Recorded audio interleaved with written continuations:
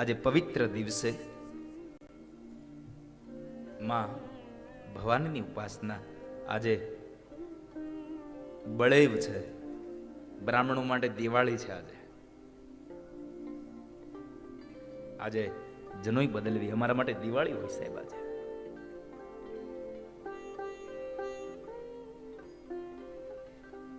પણ એ ભાઈ અને બહેનનો પવિત્ર નાતો, પવિત્ર બંધન, એક રાખડીનો એક કાચા સૂત્રનો તાતણો એને બાંધીએ અને એ બાંધીને કેટલા આમ ભરકથી ઓવારણા લેતી હોય એના વિધને.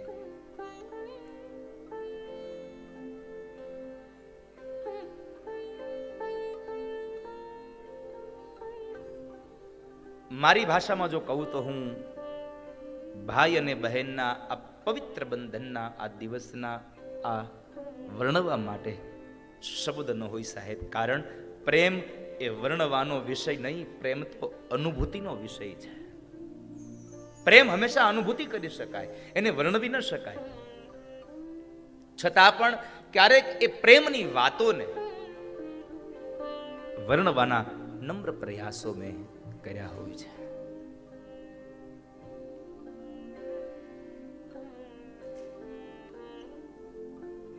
ગમે તેટલી દૂર હોય એ બહેન,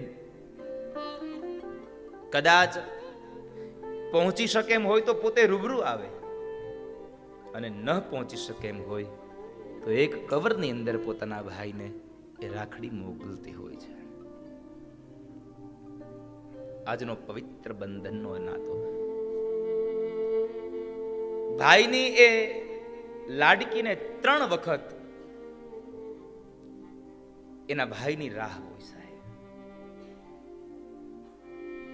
એક ભાઈ બીજના દિવસે,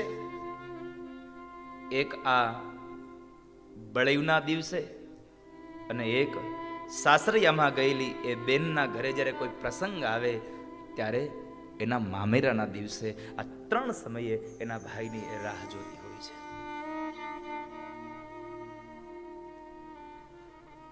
પરિસ્થિતિ ગમે તેવી હોય સાહેબ, કદાચ સાસરું સારામાં સારું મળ્યું હોય, સાસરામાં કોઈ જાતની કમી ન હોય,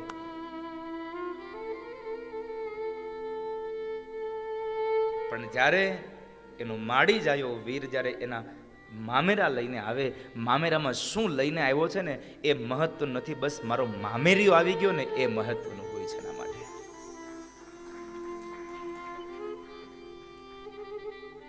ભાઈ અને બહેનનો પ્રેમ તો બહુ પવિત્ર છે. આ પ્રસંગ માં લક્ષ્મીએ બલિરાજાને રાખડી બાંધી, માતા કુંતાએ વીર અભિમન્યુને રાખડી બાંધી, ત્યાંથી આ પ્રસંગ ઉજવાતો રહે છે. એમાં ખાસ કરીને શાસ્ત્રના અને વિદ્વાનોના મત મુજબ આ પ્રસંગ બલિરાજાને જ્યારે માં ભગવતી મહાલક્ષ્મીએ રાખડી બાંધીને ભગવાનને છોડાવ્યા, ત્યારથી આ પ્રસંગ ભારત વર્ષમાં ઉજવાતો રહે છે. કઈ એ ભાઈની સંપદા કે ભાઈની પાસેથી મને કંઈક પૈસો મળશે, ભાઈ મને કંઈક ઘરેણું લઈ દેશે, ભાઈ મને કપડાની જોડ લઈ દેશે, એના માટે કોઈ બેન ક્યારેય રાખડી નથી બાંધતી. બસ એના માટે તો એક જ વાત હોય છે, એ માગવા માટે નહીં, એ કંઈક આપવા માટે આવી છે. અને આપવા એટલું જ આવી છે કે મારા ભાઈની આયુષ્ય દીર્ઘાયુ બને, મારો ભાઈ બહુ નિરોગી રહે.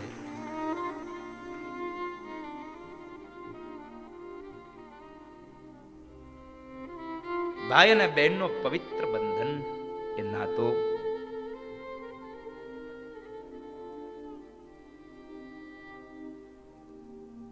કેવા કેવા દાખલાઓ આપણા આ દુનિયામાં હોય છે. મારે એક વાત આ દુનિયાને ચોક્કસ કહેવી છે કે જે કોઈ દીકરીને પોતાનો માડી જાયો વીર નથી ને, એને કોઈ દિવસ બાપ મેળું ન મારશો. કારણ એ તમામ પ્રકારના મેણાઓ સહન કરી શકે છે, પણ જ્યારે એના ભાઈ નથી એટલે ભાઈ પ્રત્યેના કોઈ શબ્દો બોલાય ત્યારે દીકરી સહન નથી કરી શકતી હોતી. અને મેણા મારીએ ને તો એ મેણા કોઈ દિવસ ભૂલાતા નથી હોતા. આ મેણાની ગાંઠ એના હૃદયમાં લાગી જાય છે સાહેબ. મેણા ન મારશું.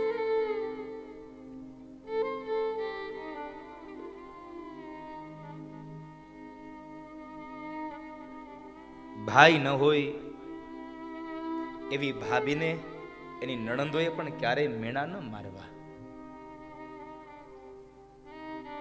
કારણ કે આ તો કર્મની બધી બલિહારી છે.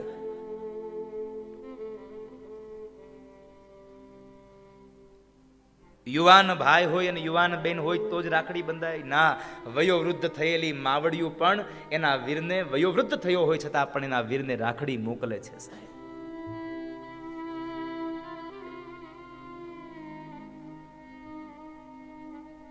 પહોંચી ન શકે એમ હોય તો કદાચ કોઈની સાથે મોકલી દે, કદાચ એ કવરની અંદર પેક કરીને મોકલી આપે. અને જેટલા બેનને અબરખા હોય કે મારા ભાઈને રાખડી બાંધું, તમે એમ માનો છો માત્ર બેનને જ આનંદ હોય? નહીં સાહેબ, કદાચ બેન પહોંચવાની ન હોય ને તો પોસ્ટ ઓફિસે જઈને 4 વખત પૂછી આવતો, એક આગલી રાત સુધી એના બેનના રાખડીના કવરની રાહ જોતો હોય સાહેબ. કેમ નહીં આવ્યું હોય?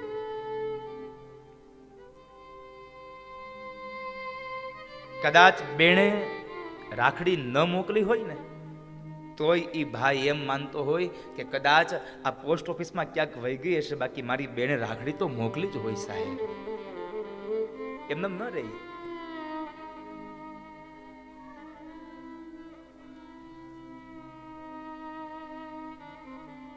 અદ્ભુત પ્રસંગ છે. આજે મને એક પ્રસંગ, હું ભાઈ અને બહેન વિશેનો એક બહુ સરસ મને આજે એક પ્રસંગ મળ્યો છે એટલે હું લઈને આવ્યો. અને આ બનેલી સત્ય ઘટના છે.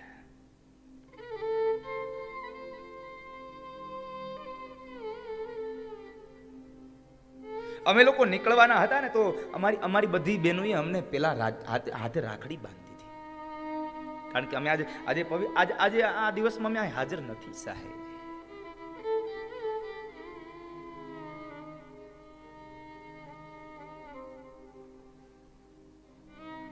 રક્ષાબંધનનો તહેવાર એ કોઈક ભાઈને પૂછજો જેને બેન ન હોય.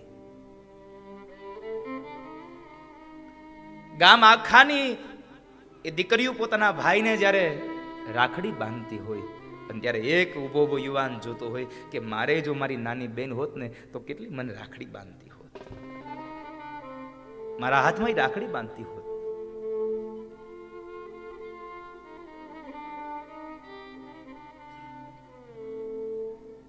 સત્ય ઘટનાનો એક પ્રસંગ છે. ભલે હિન્દુ ધર્મનો આ માણસ નથી, મુસ્લિમ સમાજનો આ પ્રસંગ છે સાહેબ. પણ મારે તમને ભાઈ અને બહેનના પવિત્ર બંધનનો નાતો કહેવો છે. ભાઈ અને બહેનનો કેટલો પ્રેમ હોય એની વાત મારે તમને કરવી છે. રંગોળી નદીના કિનારે પીપરાળી ગામ છે અને એ પીપરાળી ગામમાં ગોરામિયા અને ગોરાબાનુ નામના એક ભાઈ બહેન છે. સાચું નામ તો કોઈને ખબર નથી, પણ એ દેખાવમાં ઉજળા હતા અને નમણા હતા એટલે ગામના લોકોએ એનું નામ ગોરામિયા અને ગોરાબાનુ રાખ્યું. ભાઈ મોટો છે અને બેન નાની છે. ધીમે ધીમે સમય વ્યતીત થયો પણ ભાગ્યની રેખાઓ એવી લખાયેલી બાપ કે નાનપણની અંદર આ બેન ભાઈ બે નાના છે અને એ સમયે મા બાપનું મૃત્યુ થાય છે. મા બાપ મૃત્યુ પામ્યા છે.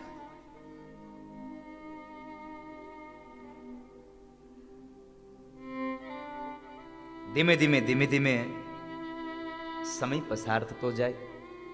ભાઈ મોટો છે એટલે બેન ગોરાબાનુને એટલો લાડ લડાવે, એટલો હેત કરે, એક વાતનું ધ્યાન એની બેનનું રાખે છે જાણે મા ને બાપનું બેવનું પાત્ર પોતે ભાઈ ભજવતો હોય ને આટલી એની કાળજી રાખે છે.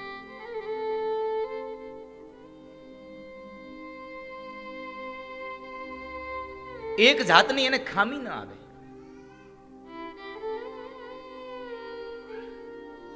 એટલું ધ્યાન એની બેનનું રાખે. ધીમે ધીમે સમય પસાર થઈ ગયો. બહુ સંક્ષિપ્ત કથા આપને કહું.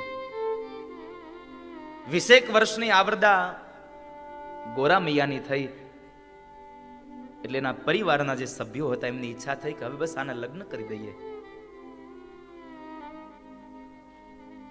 અને ગોરા મૈયાના લગ્ન નક્કી થયા, એની સગાઈ થઈ, એની શાદી થઈ.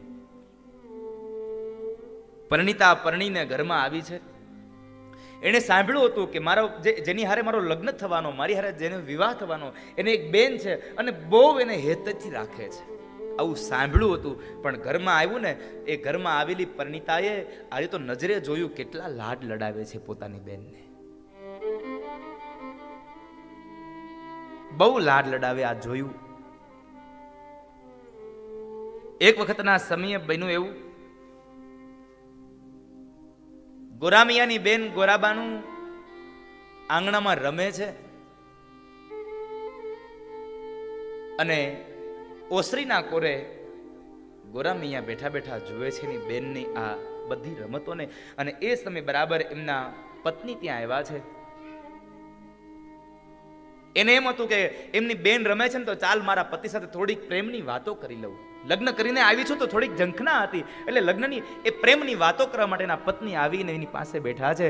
પણ એના પ્રેમની વાતો મૂક પડતી અને ગોરામિયાએ તો એને એ જ વાત કરી, સાંભળ્યું, મારી બેનને કોઈ વાતનું ખામી તો નથી રહેતી ને? તમે એને બરાબર જમાડો છો ને? તમને ખ્યાલ છે મારી બેનને આ શાક નથી ભાવતું?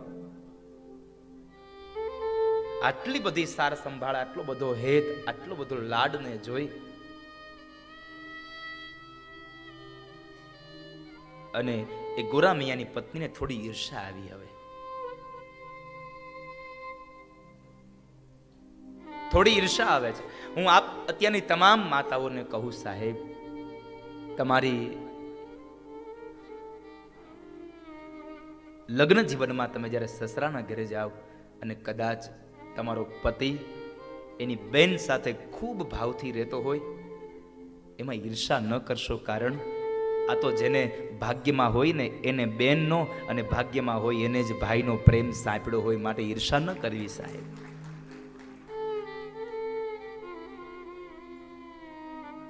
ઈર્ષા ન કરવી એને.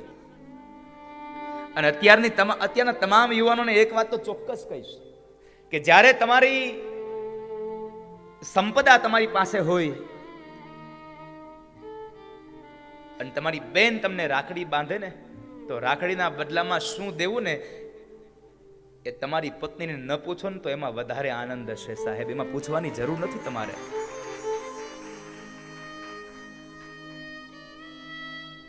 કદાચ બેન સાસરે ગઈ હોય અને બેનના ઘરની અંદર કદાચ કોઈ દુઃખ આવે અને કદાચ પત્નીને પૂછ્યા વગર તમે મદદ કરી નાખો ને તો પણ મારો ઠાકુર તમારા ઉપર રાજી રહેશે સાહેબ. પત્નીને પૂછવાની જરૂર નથી એમાં. શું થયું સાહેબ? હું તો એટલું ચોક્કસ કહું કે તમે કદાચ તમારી બેનને ગમે તેટલું આપો ને તો એ તમારી બેન તમારા માટે જેટલું મૂકીને ગઈ છે ને એમાંનો 10મો ભાગ તમે એને જિંદગી ભર નથી આપી શકતા સાહેબ. નહીં તો એ પણ એના બાપના સંપદાની હકદાર છે, છતાં પણ 10 આંગળાઓના નિશાન દઈ અને દીકરી વહી જાય છે. એમાંથી એને ભાગ નથી માંગ્યો. એને ભાગ માંગ્યો તો તમે શું કરત?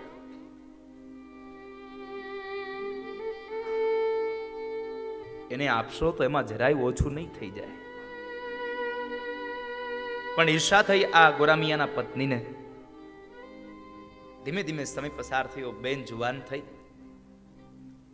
વેવિશાળ માટે બહુ સંબંધો જોયા પણ ભાઈની કોઈ ઈચ્છા નથી કે મારી બેન સાસરે જાય. પણ આમ પણ એક સમાજનો નિયમ છે સાહેબ, બેન ગમે તેવડી હોય અને બેન મોટી થાય, ગમે તેટલો લાડ હોય, ગમે તેટલો પ્રેમ હોય, ગમે તેટલી વાલી હોય, પણ દીકરી અંતે શોભે તો સાસરીએ જ. બેન યુવાન થઈ અને એ યુવાનીમાં એની સગાઈ માટે મૂર્તિઓ જોવે છે. જોતા જોતા જોતા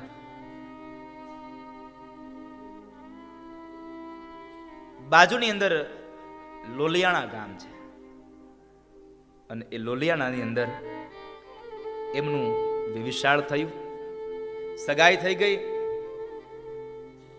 લગ્ન થયા. સૌ લોકો આનંદ કરે એ લગ્નમાં.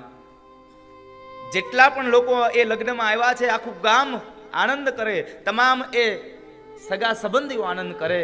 પણ એક માણસ એક ખૂણામાં બેઠો બેઠો રડે છે, મારી બેન આજ છોડીને વહી જશે, મારી બેન આજ મને છોડીને વહી જશે. બીજો કોઈની સાહેબ ગોરા મિયા પોતે એની બેનના દુઃખમાં રડે છે. આજે મારી બેન જતી રહેશે.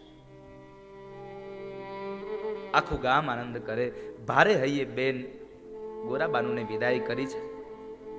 સમય હતો, એ સમયમાં 10 દિવસના વાણા વીતે પછી 11મા દિવસે બેનને મળવા અને બેનને તેડવા જવાતું.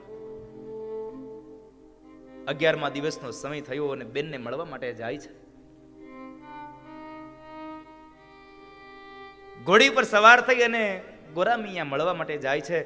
બેને એને આવવાની રાહ જોવે છે. બેન પણ આમ બરાબર આંગણામાં ઊભી છે, આંખો ઉપર નેજવા રાખી રાખીને જોવે છે કે મારો ભાઈ હમણાં આવશે, મારો વીર હમણાં આવશે. અને બરાબર એ ઘોડી આવી અને આવીને ઊભી રહી અને એ જ સમયે ભાઈ નીચે ઉતરે છે અને જ્યાં ઉપર જવા જાય ત્યાં બેને આંગણામાંથી જ એના ઓવાળના લઈ અને 10 આંગળાના ટચાક્યા ફોડ્યા છે. કેટલો પ્રેમ નીતરતો હોય સાહેબ એ આંગળાના ટચક્યા ફૂટે ત્યારે. કેટલો કેટલો આમ ક્યારેક ક્યારેક તો કોઈક બેન આમ ઓવરણા લઈને તો દુખણામાં એ ઓવરણામાં 10 આંગળાઓના ટચક્યા ફૂટે તો આપણે શું કહીએ, બહુ વાલો છો તને તો. અરે સાહેબ, માડી જાયો વીર કોને ન વાલો હોય, કોને વાલો ન હોય.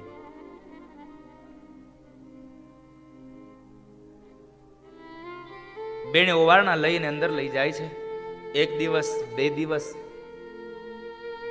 બેનનો ઘરવાળો પણ એટલો જ સારા સ્વભાવનો હતો કે એને પણ ગોરામિયા સાથે એટલી ભાઈબંધી આમ એટલી આત્મીયતા થઈ ગઈ કે ગોરામિયા જવાની વાત કરે ને તો ફરી પાછા કે તમે આજ રોકાઈ જાવ ને.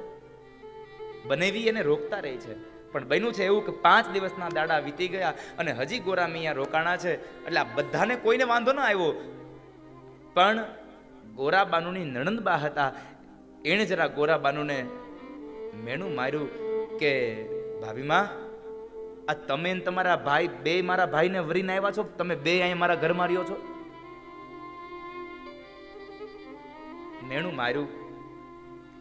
બેને પોતાના ભાઈને વાત કરી.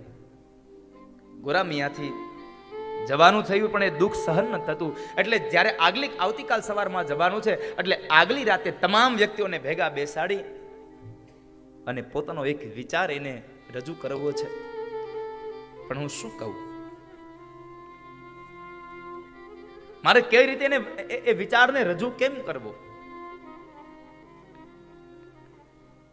અને અંતે એક વિચાર આવ્યો અને એ વિચાર રજૂ કરતા કહે છે કે જીજાજી,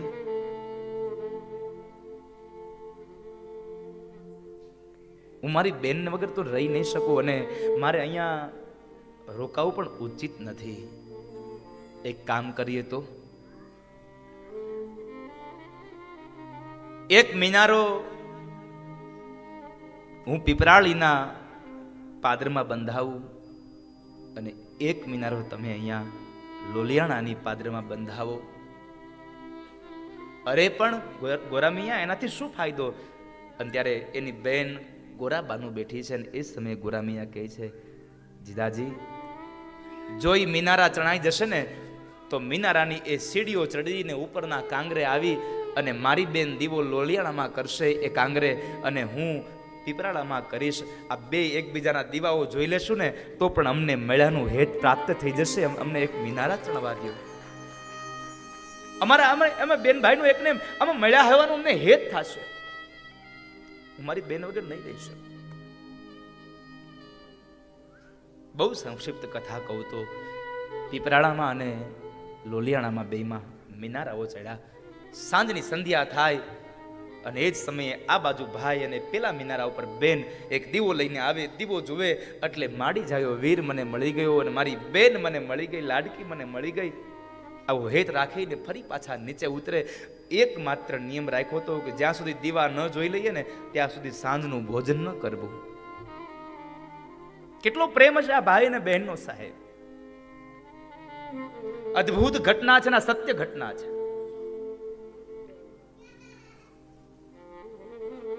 અને એમાંની અંદર બરાબર એક વખતના સમયે બન્યું એવું કે ગોરા મિયાને બહાર ગામત્રે જવાનું થયું.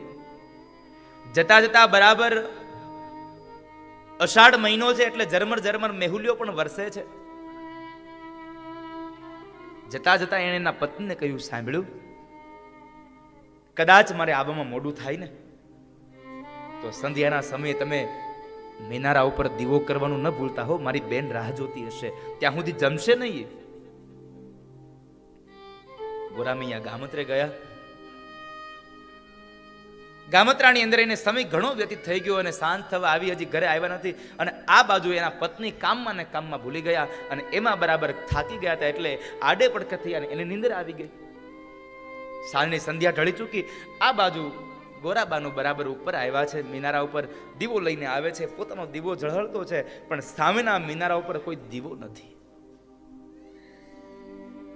સામેના મિનારા ઉપર કોઈ દીવો નથી. અને એ જ સમયે ગોરાબાનુએ નક્કી કરી લીધું કે આજ મારા ભાઈના મિનારા પર દીવો નથી ને તો કદાચ મારો ભાઈ આ ધરતીમાં નહીં રહ્યો હોય તો જ દીવો ન હોય, ને તો મારો ભાઈ આ ધરતીમાં હોય તો આ ગોરાબાનુનો દીવો બતાવવા વગર ન રહે. આટલું બોલ્યા, આટલું સમજ્યા, મનમાં નિર્ણય કરી લીધો. અને એ જ સમયે ગોરાબાનુએ નિર્ણય કર્યો કે જો મારો ભાઈ આ ધરતીમાં ન રહ્યો હોય તો હવે મારા ભાઈ વગર હું શું કરું. અને એટલે અંતરમાંથી આવકાર નાખ્યો, અંતરમાંથી નાદ કર્યો કે હે ભાઈ, હે વીરા, હું પણ આવું છું, તને એકલો નહીં જવા દઉં. અને એ સમયે દીવાની અંદર પૂરેલું દિવેલ પણ ખૂટતું ગયું અને ગોરાબાનુના હૃદયની અંદર ધીરજ પણ ખૂટી ગઈ. ધીરજ ખૂટી ગઈ, એટલી ખૂટી ગઈ કે મનમાં નક્કી કરી લીધું કે મારો ભાઈ આ ધરતીમાં નથી રહ્યો.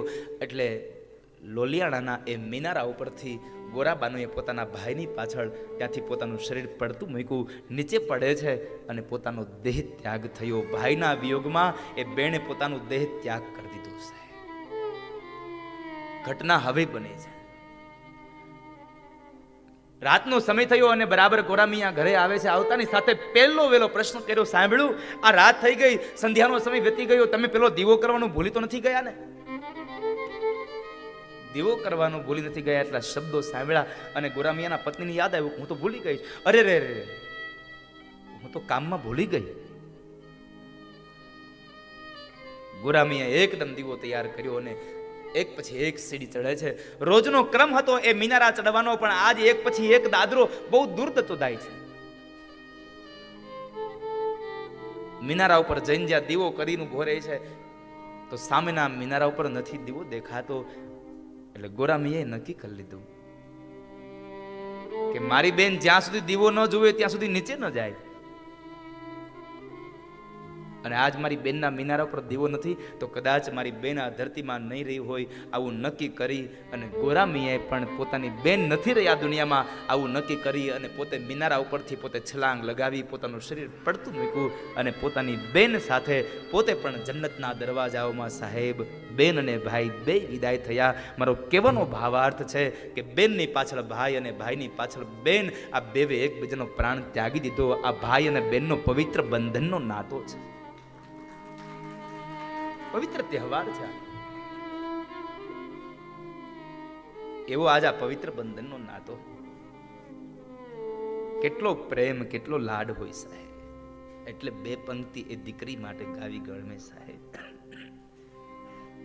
કોણ હલાવે લીંબડી, કોણ ઝુલાવે પીપળી, ભાઈની બેની લાડકી, ભૈરો ઝુલાવે ડાળખી. કોણ હલાવે લીંબડી ને કોણ ઝુલાવે પીપળી, ભાઈની બેની લાડકી, ભૈરો ઝુલાવે ડાળખી. કેટલી આમ